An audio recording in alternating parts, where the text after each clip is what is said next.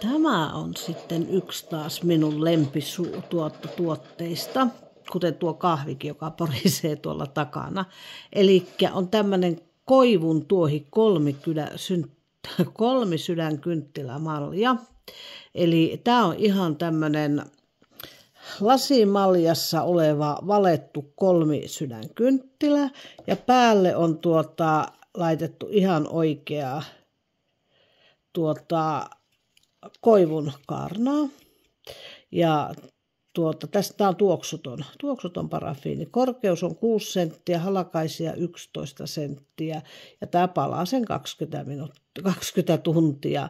Ja tätä ei ole hyvä polttaa yli 6 tunnin, koska se lämpenee tämä lasi täällä ja se saattaa sitten tehdä sen, että tämä tuohen liimaus lähtee irti, kun tämähän on ihan täällä vain näin. Mutta tämä on upea.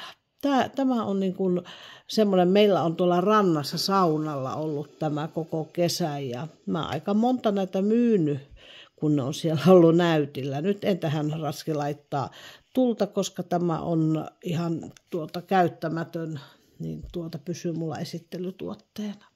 Mutta on kaunis ja minusta tämä on oikein semmoinen suomalainen. Tämä on nyt tarjouksessa tämän lokakuun 16,95 on kappalehinta.